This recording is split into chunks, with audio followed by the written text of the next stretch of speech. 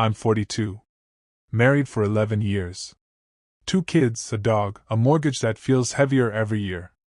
If you'd asked me a year ago how my life was, I would have said fine, without thinking. Not happy, not miserable. Just normal. Predictable. Safe. My wife, Laura, and I met in our late 20s. She was funny in a dry way, smart, and practical. I was the steady one. We built a life that looked good from the outside. Soccer practices. Shared calendars. Weekend errands. Sex that happened often enough to not raise alarms, but not enough to feel exciting. I worked long hours. She stayed home part-time, freelanced, handled most of the house stuff. I trusted her completely. Never checked her phone. Never questioned where she went. I was proud of that trust, actually. Like it made me better than the jealous guys I heard about. The day everything broke started like any other annoying weekday. A pipe under the kitchen sink burst overnight. Water everywhere. I had an early meeting and zero time to deal with it. I called the plumber, left instructions with Laura, kissed her goodbye, and rushed out the door. Nothing felt off. No gut feeling. No ominous music playing in my head. I wish there had been. Maybe then I wouldn't replay that morning every single night, wondering how I missed the moment my life quietly split into before and after. Looking back, the red flags were subtle enough that I ignored them without guilt. Laura had been distant, but we blamed stress. She started caring more about how she looked when I wasn't around. New clothes. Different perfume. I noticed, but I also liked it. Thought maybe she was feeling better about herself. There was also her phone. Always face down. Always locked. If I walked into a room, conversations would stop. She said she was talking to friends about work. I believed her because believing her was easier than questioning the foundation of my life. Our marriage wasn't terrible, but it wasn't close either. We talked logistics, not feelings. When we argued, it was about dishes or money, never about us. I thought that meant we were mature. Now I think it meant we were avoiding something. The plumber had been to our house once before. Middle-aged guy. Friendly. Laura mentioned him casually, like, "Oh, he was nice, fixed everything fast." Nothing weird. I didn't even remember his name. I trusted Laura the way you trust gravity. It's just there. You don't test it every day. That trust made me blind. Or lazy. Or arrogant. I thought infidelity was something that happened to other people. Messier people. People with bigger problems. Not us. We were boring, stable, almost invisible. I didn't know invisibility can hide anything. The meeting at work ended early. Unexpectedly. I remember feeling relieved, thinking I'd surprise Laura with lunch. Maybe we'd sit together, laugh a little, feel like a couple again. I drove home without texting. Pulled into the driveway and saw a van I didn't recognize. Plumbing logo on the side. That made sense. I grabbed my bag and walked toward the front door. The house was quiet. Too quiet. No TV. No music. Just muffled sounds upstairs. At first, my brain refused to connect the dots. I called her name. No answer. I took a few steps toward the stairs and heard laughter. Not casual laughter. Intimate. Soft. My heart started pounding, but I still told myself it was nothing. Maybe she was on the phone. Maybe I was overreacting. Then I heard a man's voice. Low. Close. I froze at the bottom of the stairs. I remember gripping the banisters so hard my hand hurt. I could hear movement. A bed creaking. I didn't need to see anything to know.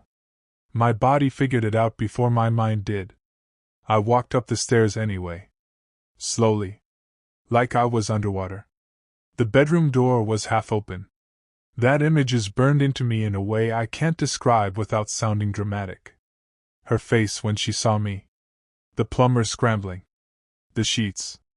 The silence that followed. Everything inside me collapsed at once. Laura screamed my name like I'd scared her, not like she'd been caught. That still bothers me. "What are you doing home?" she asked, pulling the sheet up to her chest. I couldn't speak. I stood there, staring, my brain cycling through denial, rage, disbelief, all at once. The plumber kept saying, "I'm sorry, man, I didn't know," over and over, like that mattered. I finally said, "Get out." He didn't argue.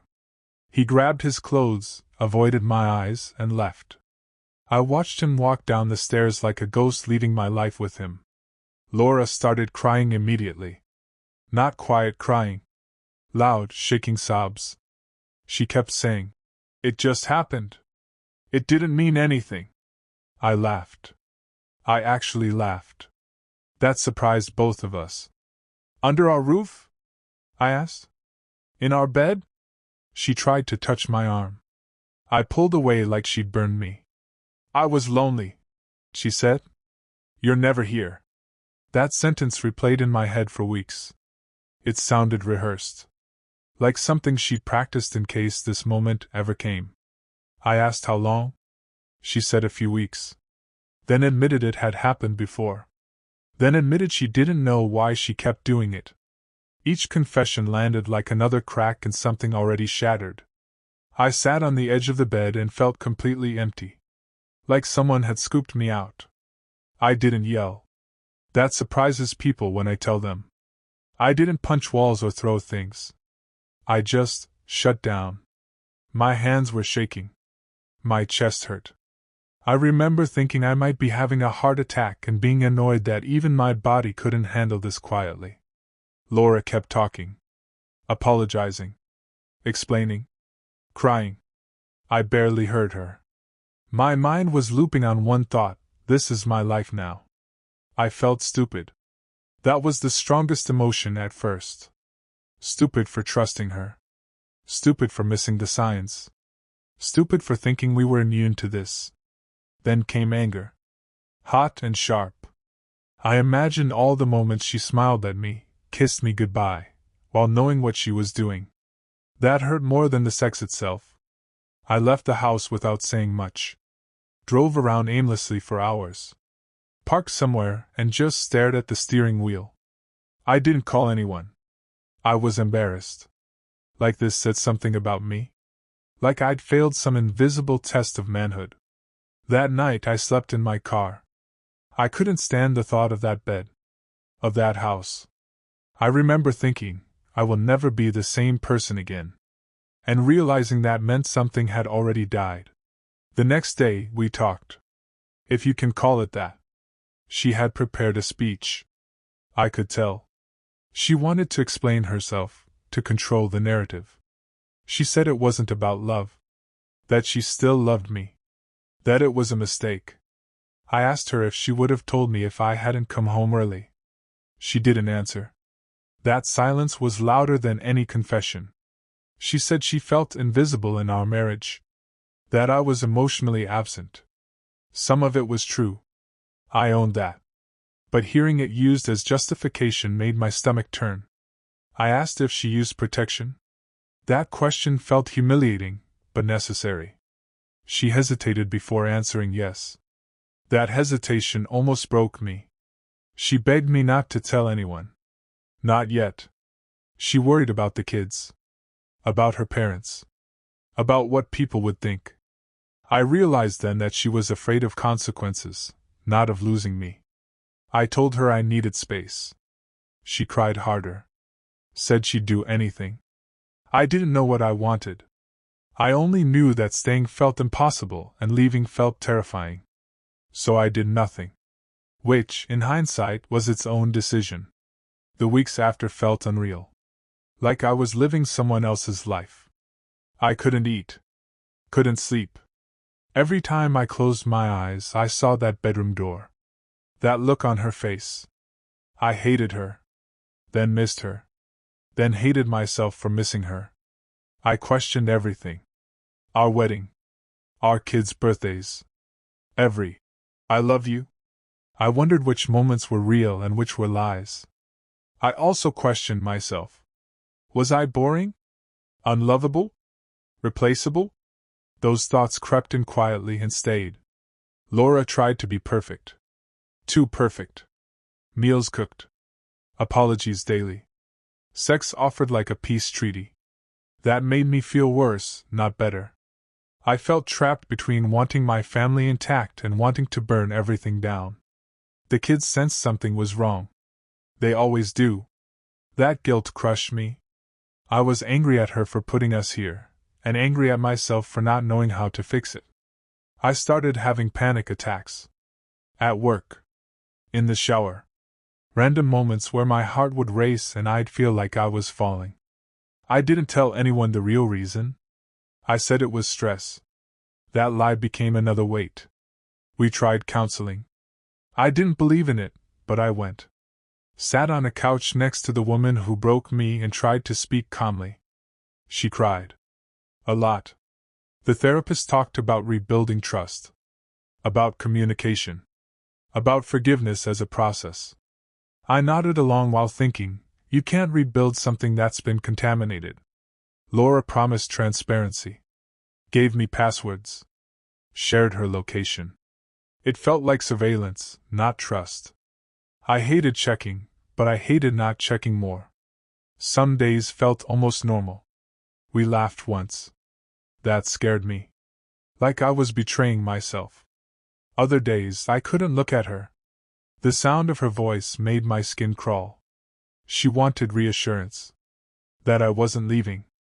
That we'd be okay. I couldn't give that. I realized something ugly about myself during that time. Part of me wanted her to suffer. To feel what I felt. And when she didn't seem broken enough, I resented her. That scared me. I didn't like who I was becoming. Eventually, the truth leaked. It always does. I told my brother first. Then my parents. Laura told hers. Suddenly, this private pain became public property. People took sides without meaning to. Advice poured in. Some said leave immediately. Others said stay for the kids. Laura's mother called me, crying, asking me to forgive her daughter. As if forgiveness was a switch I could flip. The kids asked why we were fighting. I lied. Again. Our home became tense. Quiet. Heavy. Like everyone was holding their breath. I felt judged everywhere. At work. At school events. Even though most people didn't know, I felt exposed. Like betrayal had branded me. Laura started blaming me more openly. Saying my distance pushed her away. That angered me, but also made me doubt myself. Was I complicit? Did my neglect create this? That question haunted me, even though deep down I knew it wasn't that simple. Trust didn't come back. No matter how hard we tried. Every late arrival. Every notification. Every silence. It all triggered me. I became paranoid. Controlling. Someone I swore I'd never be. Laura grew resentful. Said she felt punished forever. Maybe she was right. Maybe that was the cost. We fought more than ever. Ugly fights. Old wounds reopened constantly. One night, I asked her if she loved him. She said no. I asked if she missed him. She didn't answer. That was enough. I moved out 3 months later. Not dramatically. Just quietly packed a bag and went to stay with a friend. Laura begged me to reconsider. Said we were giving up too soon. I felt numb. Like the decision had made itself long before my body caught up.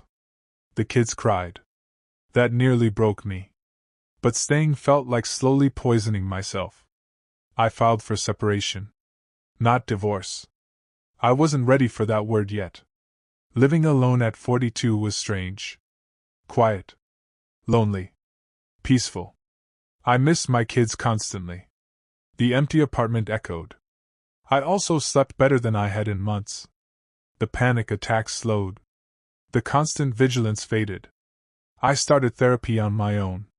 Learned that betrayal trauma is real. That I wasn't crazy. Laura and I co-parented awkwardly. Cordially. Like coworkers with a painful history. Even now, I wonder what I could have done differently. I replay conversations. Moments I checked out. Times I chose work over connection. I know her choices were hers. But the what ifs don't disappear just because they're unfair. I haven't dated. The idea of trusting someone feels exhausting.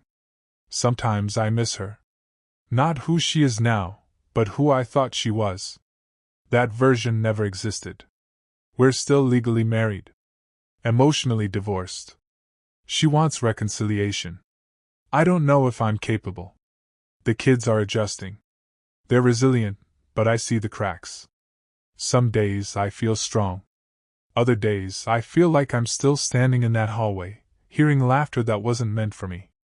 If there's anything I've learned, it's this: betrayal doesn't end when the affair does. It lingers. It reshapes you. I don't hate Laura. I also don't trust her. Those things can coexist. I don't know how this story ends. I only know that the man I was before that broken pipe is gone. And maybe that's the hardest part. If you're reading this and ignoring red flags because life feels fine, don't. Fine can shatter in a single afternoon. And you'll spend years picking up pieces you didn't even know were fragile.